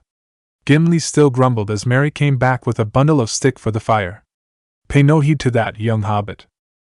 Merry wasn't really paying attention to what the dwarf was saying. He more focused on making sure his bundle didn't spill every which way once he put it on the ground. But once he had put it down and stood back up, he noticed something. Where's Frodo? He asked. Those two words got the attention of the entire fellowship, even waking Sam from his naps, for the ring-bearer was nowhere to be seen. But Aragorn noticed something else. Where is Boromir? He asked, seeing how the Captain General's shield, which he never went anywhere without, was lying against his bag. Sasuke was the first to take action. We need to find them. We can't split up now. It'll take longer to find them if we all look together, Aragorn said, agreeing with the raven-haired shinobi. We'll have to split up to find them more quickly. The rest of them agreed with the sentiment, and quickly scattered. Frodo was walking amongst the ruins on the hill. He was told that the ruins here were called Amon Hen, and the top was the seat of seeing. He was quiet as he walked, looking at all that was there. The ruins were completely overgrown, with trees and roots having worked their way through the stonework. He walked past what used to be the head to a large statue. Now it was lying on its side, covered in leaves. What did this place look like in its glory? He asked himself. He tried to imagine it, to see the ruins as they once stood, with no leaves, tree branches, or roots to obscure them. But all he could see were the ruins as they were, wrecked and destroyed. As the hobbit kept wandering, Boromir appeared with a bundle of sticks in his arms. None of us should wander alone. You least of all, he said to Frodo. So much depends on you. The hobbit did not say a word. Frodo?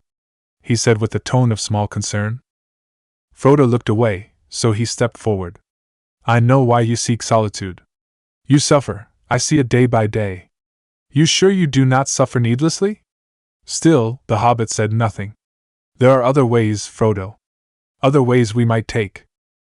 I know what you would say, Frodo told him.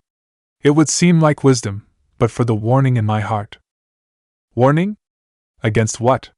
He demanded. He took another step forward, which made the ring-bearer step away and then around him. We're all afraid, Frodo. But to let that fear drive us, to destroy what hope we have, don't you see that is madness? He followed the hobbit, which him stepped back even more. There is no other way. I ask only for the strength to protect my people. He tried to explain, but he felt anger and threw his bundle down in a fury. He tried to compose himself, and held out his hand. If you would but lend me the ring. No, Frodo said instantly, stepping back even further. But he followed. Why do you recoil? I am not thief. You are not yourself. What chance do you think you have? He challenged the hobbit, something dark showing in his face and his words. They will find you. They will take the ring. And you will beg for death before the end. Frodo had heard enough of it, and turned his back on the man from Gondor, walking away. That turned out to be the tipping point. You fool! Boromir spat out, going after him. It is not yours save by unhappy chance. It could have been mine. When Frodo ran, he ran after him and tackled him to the earth. It should be mine. Give it to me, he ordered as he struggled with the hobbit. No! Frodo shouted at him. Give it to me! But the ring-bearer put the ring on and promptly disappeared from sight. He made his escape, knocking Boromir aside and fleeing from him. He looked around quickly, despite knowing that he would not find the hobbit. I see your mind, he shouted at the surrounding woods. You would take the ring to Sauron. You go to your death, and to the death of us all. He stood up with anger. Curse you! Curse you and all the halflings! His foot slipped beneath him, making him fall to the ground and hit his head on the earth. He lay there for a moment, and he looked shakily up. The madness and anger that engulfed him had disappeared, and he realized what he had done. Frodo? He said to the woods, but he received no answer. Frodo? The woods still did not answer him, and tears of shame began to fill his eyes. What have I done? How could he have been so weak? Please, Frodo. Frodo, I'm sorry. The hobbit heard Boromir's words in the shadow world that he was in, but they sounded far away. He did not stop because of them either. He had run right up to the ruins of the Seat of Seeing.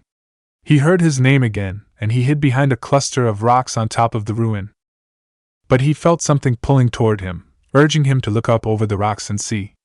And he fell to that urging. He looked up over the edge of the rocks, and saw the tower of Barad-dûr flying closer.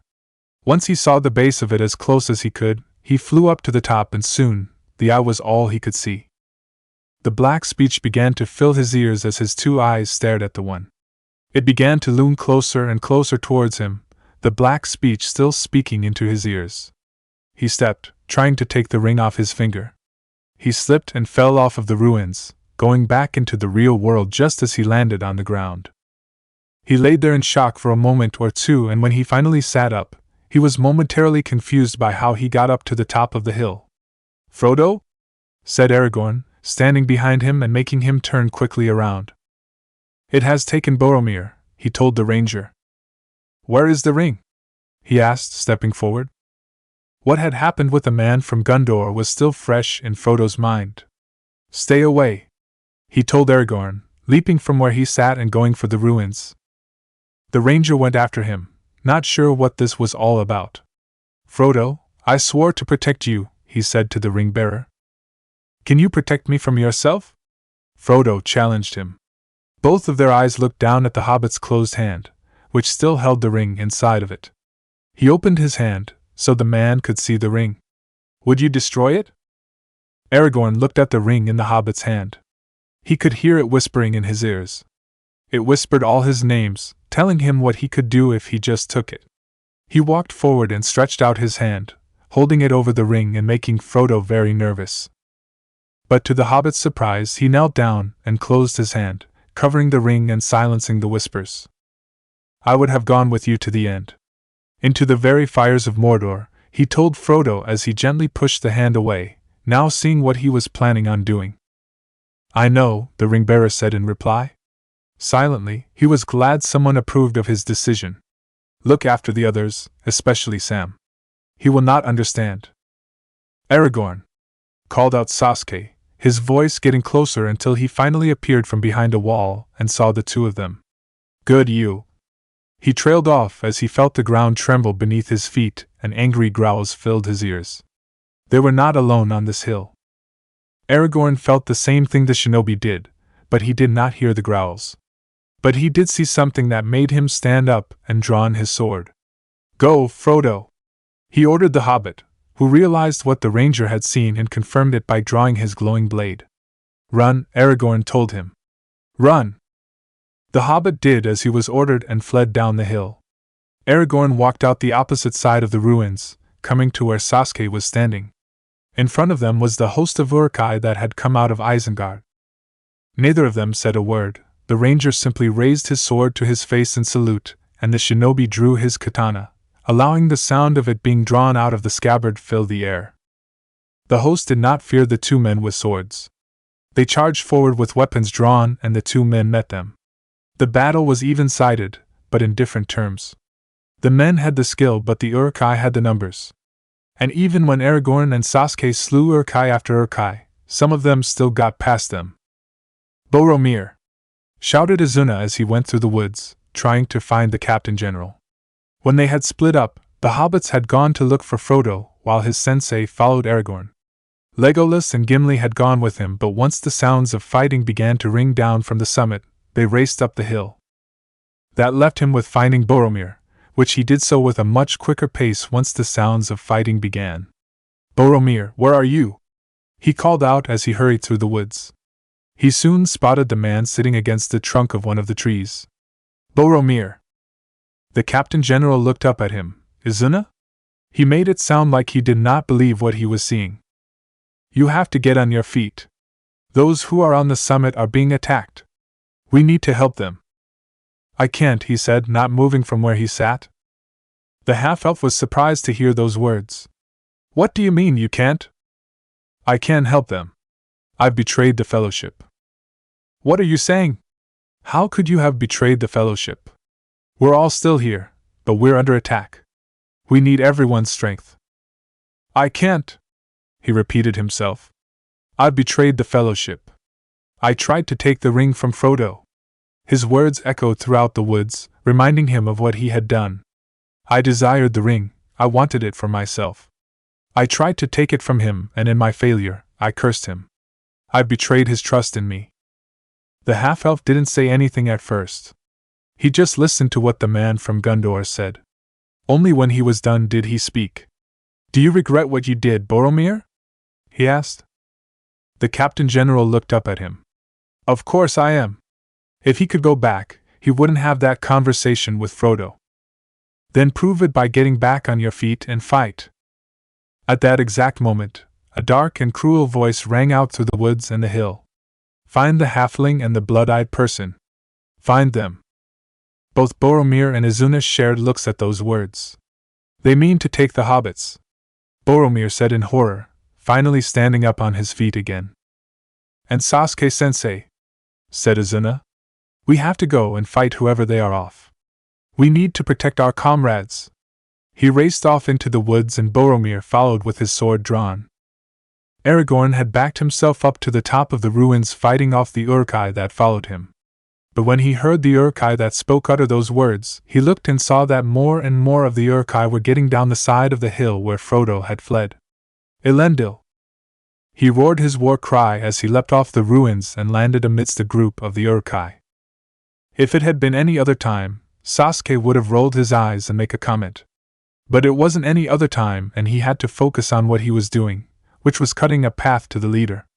It had always been his experience that if you cut down the leader, everyone else pretty much falls to pieces. As he cut his way through the Uruk-hai host, he admired how his katana cut through the flesh. The way he handled and used felt like he had done several times before, considering his status as Indra's incarnation. It was probably true. He managed to fight his way to the one who had spoken, who he had taken to be the leader, but did not get a hit on him. Another Uruk-hai stepped in front of his blade's path, getting cut down. In the few seconds that this happened, the leader had stepped back and vanished. Then Sasuke realized that he made his way too deep into the body of the host. It would be difficult to get out now. Difficult, but not impossible, he thought to himself, beginning to channel his chakra into his eyes. He had not activated his Sharingan yet, wanting to see how he did with the katana before bringing that out onto the field. And if they were looking for him, why would he hide? Help for the two men came in the form of a dwarf and an elf. Gimli and Legolas came out of the ruins and began attacking the still-moving host. Gimli helped Aragorn get free of the group he literally landed in, and Legolas helped Sasuke get out of his spot in the host with his bow and his arrows, opening a path for the raven-haired shinobi. Once he saw the path, he took it, getting out with minimal problems. Aragorn, Crabender, go! The elf prince ordered the two men. They all knew that he meant go after the ones who had already gotten down the hill. When he heard those words echo through the woods, Frodo ran faster down the hill. Must run, must run, must run, he thought to himself. As he ran, he tripped over a root and fell forward. He rolled forward an inch or so before stopping, and once he did, he crawled for the nearby tree and tried to hide himself by placing his back against the part of the trunk facing downhill. It worked. There were a few Uruk-hai who came down the hill, but they were so focused on going down, they did not look to the sides, going past their target without even seeing him. I'm safe, he thought to himself as he watched them go past. Frodo! Merry's voice whispered into his ear. When he looked over at where it was coming from, he saw Merry and Pippin hiding behind a half-rotten log. Hide here. Quick! Pippin urged him. Come on! He knew what they were trying to do for him. The log was a better place to hide from the Uruk-hai. It covered more of his body, and there was enough room for all three of them to hide behind it. But he did not move from the trunk of the tree. He just stared at the two other hobbits. Pippin didn't understand why Frodo hadn't moved from his spot. What's he doing? He asked Merry. The Brandybuck stared at the Baggins. The two of them had grown up in the same house for a time, so Merry understood what Frodo was thinking most of the time. And when the ring-bearer shook his head, he understood. He's leaving, he said quietly. Frodo could only look away at those words. No! Pippin declared, jumping out from behind the log. Pippin! Merry went after him. But the shouts and yells of more Uruk-hai filled the air, and they both saw more coming down the hill. He and Pippin looked back at their friend. Run, Frodo! Go! He ordered before facing the Uruk-hai. Hey! Hey you! Over here! He shouted up the hill, pointing his finger, and then waving at them. Hey! This way! Shouted Pippin, waving his arms as well. That got the attention of the Uruk-hai, even more so when they started running. The host chased after the two hobbits, leaving the other hobbit free to get away. It's working! The Took said as they ran away from Frodo, stopping momentarily to look at the Uruk-hai. I know it's working, Merry told him. Run! They kept running. They ran away from Frodo and led the Uruk-hai away from him. They didn't look back because they knew that they were being chased. But as they made their way across a ruined bridge, they realized their mistake.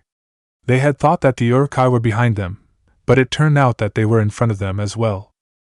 They had inadvertently put themselves in the midst of a pincer attack.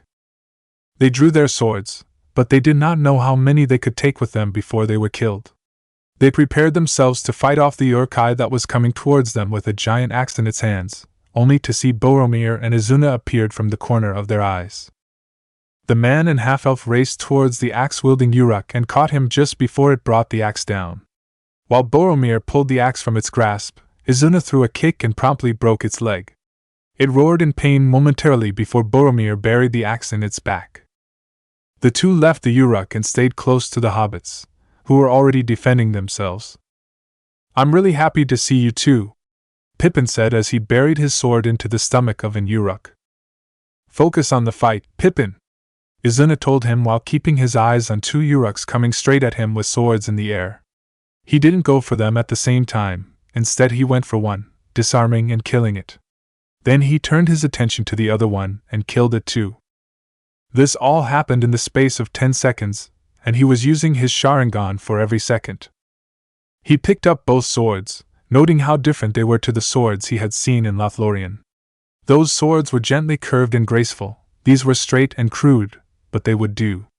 His sensei had taught him something about swordplay, so he wouldn't be too useless with them in his hands. Another round of Uruk-hai came at them, this time from all directions. "Stay together," Boromir ordered the other three there. They did as instructed and kept together as the Uruk-hai attacked. Meanwhile, higher up on the hill, other members of the Fellowship were still fighting off the Uruks. They had moved down to the summit to try and cut off the flow of the Uruks, only to be blockaded by them next to a ruined wall. Gimli had been drawn out to fight on the outskirts while Sasuke was fighting an Uruk who could handle an axe. They were going back and forth with each other around the edge of the ruined wall, and the Uruk was particularly keen on keeping him away from the others. While Aragorn was trying to fight off an Uruk-hai who had its hands around his throat, Legolas was shooting any who came close to them. But since he was trying to do that, he couldn't help the others. It was Gimli who first managed to break free of the fight he was in, killing the last Uruk that was keeping him on the outskirts. He went to where Sasuke was fighting and interceded himself into the fight. "I've got this, lad. Go help Aragorn," he told Sasuke. The shinobi broke off and went for Aragorn. When the Uruk tried to go after him, the dwarf stood in his way. "Oh no, you don't!" Sasuke went for the Uruk wrestling with Aragorn and sliced its legs off. Without the support of said legs, the Uruk fell to the ground, dragging the ranger down with it. It didn't do anything since Sasuke plunged his katana into its head, killing it. "Thank you," Aragorn said to the shinobi as he stood back. Just then, 3 sharp loud blasts from a horn echoed up the hill, making them all turn to where it was coming from. "The Horn of Gondor," Legolas said, recognizing the sound. "Boromir," Aragorn said in realization. Sasuke didn't say anything, he just stared running down the hill and everyone else followed him. But the Uruk-hai realized what they were trying to do. A few of them broke off from the flow that was heading down the hill to stop them. The shinobi didn't waste time in fighting off the Uruk trying to attack him. "Isuna, you better not have done anything stupid," he thought to himself as he decapitated the Uruk. He had heard the leader shout out to find the blood-eyed person, which meant Sharingan. That meant both sensei and student were targets as long as their Sharingan were active. If they were kept inactive, they were safe. The problem was while he had figured it out, he wasn't so sure about his student. That was why he was hoping that Isuna wasn't doing anything stupid. As he fought through the host, he noticed that they were going on direction. He decided to try something and broke away from the Uruks, going down the hill in a different way. Izuna's Sharingan were alight as he continued to fight off the Uruk-hai with the swords. He hadn't thought to pull out Aglos when he ran to the hobbits, and since he had the swords, he didn't bother. 3 blasts from the Horn of Gondor filled the area as Boromir blew it again. "Let them come soon," the half-elf thought as he drove the sharpened points of the swords into an Uruk's brain. Another 3 blasts were blown as they all backed away. More and more Uruks were running down the hill and heading straight for them. "Run! Run!" Boromir ordered the other 3. Merry and Pippin ran farther than he or Isuna did. But when they noticed that the other 2 were still fighting, they reached down and started throwing stones at the incoming Uruks. Take that! Pippin shouted as he hurled a stone at an Uruk, successfully hitting it in the head and making it go down hard. Boromir was still blowing the horn when an Uruk tried to attack. He reacted quickly enough to defend himself, but that in turn made the blowing of the horn end abruptly. To those who were not there, it would have sounded like something bad had happened. But the Captain General did not think of that when he fighting off the Uruk-hai. He was more focused on killing it. Isuna was beginning to feel the weight of the swords on his arms, more so on his left than his right. He had only gotten some basic lessons in swordplay from his sensei, and they were for a different kind of sword. The most he could do with the kind of swords he was using was either use the sharpened point on the back or as cleavers. I won't be able to use both of them for much longer, he thought to himself. At that moment, with his Sharingan lit, he saw something flying through the air. It was an arrow and it was flying straight at Boromir. Thinking of only one thing to do, he threw one of the swords at the arrow. Please hit, he thought to himself. It did, and the arrow was snapped in two. It did further good by striking an Uruk and knocking it out cold. Boromir turned his head to see what had happened and gave a short nod of thanks to Isuna. That's twice my life has been saved, he thought to himself, remembering how Aragorn saved his life in Moria. Ah! Help! Shouted Pippin, making the man and half-elf turned around. One of the Uruks had gotten past them and was going straight for the hobbits. Hit it, Pip! Merry told his friend. They threw stones at it, but it used its shield to block the stones being thrown. But when it reached them, it got a surprise. The two hobbits leapt at it and brought it slamming into the ground. While it was stunned, they stabbed it with their swords. Once they were sure it was dead, they got off and scrambled for more stones to throw. Well done! Boromir shouted at them while still keeping his attention on the Uruk-hai around him. As one leapt at him, he ducked down to let it land on his back. He stood back up, making the Uruk fall to the earth and die when he impaled it with his sword. He pulled it out and swung it upwards to counter a strike from another Uruk. The sound of metal clashing against metal rang as the two struck each other. In that moment, he pushed forward and caught the Uruk off guard. Isuna made sure he kept close to the man from Gondor. He had both hands on the remaining sword and swung it like a cleaver. He could feel his arms getting tired, but he could not let go of the sword. If I drop this sword in the middle of a battle, what would Sasuke-sensei say? He asked himself as he used the sword to block an attack and then kick the attacking Uruk off of its feet. I wouldn't be able to look him in the eyes again. So he kept on swinging the sword even when his arms felt like they were burning. He didn't try to go for any big swings lest he leave himself wide open. He kept it to swings he could control easily with what little training he had. It was working for him, and he was able to kill any Uruk that was coming at him. Unbeknownst to any of them, Lurtz was standing at the outskirts of the battle, watching it with an analytical eye and with knocked bow in hand. He saw the blood eyes in the elf and had been confused, for Saruman had told him it would be a man. Yet there was an elf with black hair and blood eyes standing right there and fighting off his Uruks. Perhaps Saruman had been mistaken about who had the blood eyes? He reached down for a small vial that was given to him by Saruman. The White Wizard had told him to use specifically for the blood eyes, saying that it would shut down the energy he would use and put him into a coma. While he still wasn't sure if this was the right person, he would not let such a chance to slip by him. He opened the vial and poured the green glop inside onto the arrow he had knocked. Once the tip of the arrow had been covered, he pulled the bowstring back and released it, firing the arrow at the blood eyes. In the time the arrow was fired and was flying straight at its intended target, Boromir saw coming and where it was flying towards. "Look out!" he cried, shoving Isuna aside. Isuna was looking in the opposite direction when he heard those words and was surprised when he felt himself get shoved. The half-elf fell to the ground, losing his grip on the sword. When he turned around to see what that was all about, he saw a horrifying sight, Boromir standing before him with an arrow in his side. Lurtz growled angrily at the failure of the arrow. "Get in there!" He ordered his second-in-command, shoving him forward. The Uruk did as he was ordered, charging into the fight with several more Uruks at his back. Boromir felt pain like he had never felt before burning from his side, but he would not let that stop him. With a shout, he turned back around to face the Uruk-hai. He killed more of them as they kept coming at him until the strength in his arms disappeared and his sword fell from his fingers. The Uruks didn't bother to kill him. They just swatted him aside like he was nothing. "Boromir!" cried Isuna, scrambling back to his feet. He was reaching for his right wrist when an Uruk slugged him hard across the face, making him spit out blood and becoming nauseously dizzy. The end of an axe's shaft finished him, knocking him unconscious and making him fall to the ground. Both Merry and Pippin could only stand and watch in shock as this all happened. Realizing that they had to do something, they dropped the stone that lay in the palms of their hands, grabbed their swords and daggers, and charged forward to protect their friends with a cry of defiance on their lips. But their plan did not work. The Uruk-hai did not even bother to try fighting the two hobbits. They just grabbed them and lifted them up into holding positions, making them drop their weapons. Isuna's unconscious body was also picked up. Once they were grabbed, the host of Uruk-hai began to run away with the two hobbits and half-elf, breaking the swords and daggers the hobbits had tried to wield beneath their feet. Boromir felt too weak to do anything to stop what was happening. He tried to rise up from where he had been knocked down, but a foot seemingly appeared out of nowhere and pressed him back down to the ground.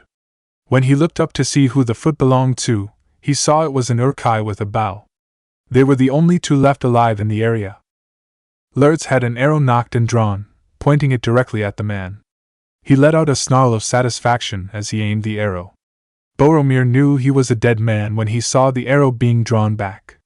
There was nothing he would be able to do. The only thing he could do was close his eyes and pray.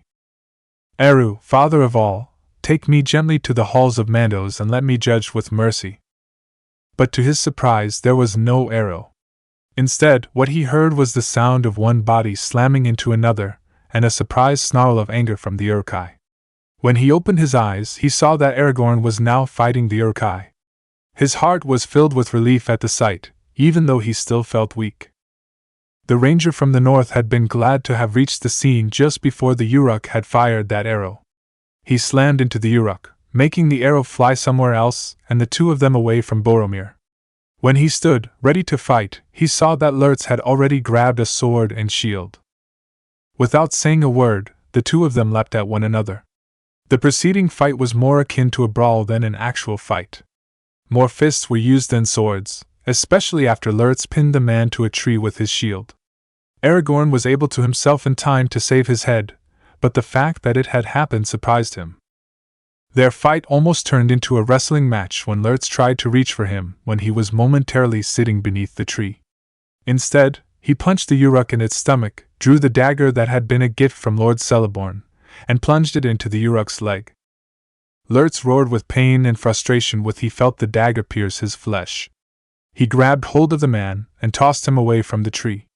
In a show of strength and rejection, he pulled the dagger out of his leg, licked the blood on the blade extensively, and then threw it at the man. Aragorn could barely lift his sword up in time to swing at the incoming dagger, swatting it away. He stood back up and charged Lurtz, hitting the Uruk in the stomach with his shoulder. The attack pushed the Uruk back, and when he leapt away, it gave him more room to fight with. Lurtz was undeterred and attacked the man again, this time with only a sword. Again, it was more of a brawl than a sword fight. Whenever they could, they would punch each other with a free hand. And yet, Aragorn looked worse than the Uruk did. That didn't make him stop in the fight. If anything, it made him fight on. They went back and forth against one another, moving around in the area. Aragorn was using every trick he knew to kill the Uruk, but Lurtz kept coming at him with rage-filled strength. The man did not know if he would be able to win this fight, while the Uruk just wanted to kill him. They were both surprised to see a sword suddenly burst out of the Uruk's stomach. While Lurtz roared in pain again, Aragorn took the opportunity to swing his sword and behead the first Uruk-hai that had been created. As the headless body of the creature fell to the ground, he looked to see Boromir on his knees behind it, his hand weakly gripping the sword. He then fell to the side, what strength he had mustered to crawl, and then stabbed the Uruk, leaving him. "No," Aragorn said in horror, instantly going to the Captain General's side. He rolled him over so they could see each other face to face. "They took the little ones," Boromir told him with a gasp of breath. "They took Isuna." Hold still, he said, trying to see if there were any injuries beside the arrow. So far, there were none. Frodo, where is Frodo? His hands stilled for a moment when he heard those words. I let Frodo go, he admitted. He had been afraid that the man from Gondor would be angry to hear those words. Instead, he smiled with relief. Then you did what I could not. I tried to take the ring from him, he confessed. The ring is beyond our reach now. Forgive me. I did not see it. I have failed you all. Tears threatened to leak out from his eyes at those words. No, Boromir, Aragorn disagreed with him. You fought bravely. You kept your honor. The sound of feet running lightly on the ground filled his ears, and when he looked back, he saw Legolas coming towards him. Help me, Legolas! He called out to the elf prince. Boromir's been shot. Legolas did not waste time coming to his side and helping him heal the Captain General of Gondor. Location: Frodo. He stood at the bank of the river, staring at the river and the other bank where the path to Mordor lay. The ring was still in his hand, and it felt heavy. I wish the ring had never come to me. I wish none of this had happened. The words he had said in Moria came back to him as he looked down at the ring. Tears leaked out from his eyes as he tore them away from his burden. But even as he remembered those words, the words of Gandalf came to him as well. So do all who live to see such times, but that is not for them to decide. All you have to decide is what to do with the time given to you. And he had decided. With a renewed resolve, he closed his fist around the ring and placed it in his pocket. He went for one of the boats, only to stop when he heard someone else standing on the bank with him. He turned his head to see and saw it was Sasuke. Don't try to stop me, Sasuke, he said with his hands still on the boat. I have to do this. The raven-haired shinobi did not say anything at first. Instead, he just looked at the hobbit. I won't stop you, Frodo, he finally said. But don't go alone. I must travel alone, the ring-bearer said, turning his attention back to the boat, pushing it out onto the river. That was my mistake, Sasuke's voice carried over the air and into his ears. When he turned back, the shinobi was walking away. Sasuke wasn't worried about Frodo, though. He was confident that a very loyal gardener would reach him in time. Hurry! Said Legolas as he pushed a boat into the river. Frodo and Sam have reached the eastern shore. The remaining members of the Fellowship had reached the bank just to see the two hobbits disappear into the trees on the other shore. When no one else joined the elf in pushing the boat, he turned to see them all just standing there. You mean not to follow them, he said to Aragorn. Frodo's fate is no longer in our hands, the ranger replied. Boromir looked away at those words. His face was a bit pale due to the blood he lost. But he did have the arrows safely taken out. Then it has all been in vain, Gimli declared, walking back towards them from where he stood. The Fellowship has failed. For a long moment, no one said anything, and it seemed like those words were true. But then Aragorn roused their spirits. Not if we hold true to each other, he told them all. We will not abandon Merry, Pippin, and Isuna to torment and death. Not while we have strength left. I'll agree with that, Sasuke said from where he stood near the woods. He was not done with his student. Aragorn went back to the supplies left on the shore and picked the dagger he had gifted with, having retrieved it earlier. Leave all that can be spared behind.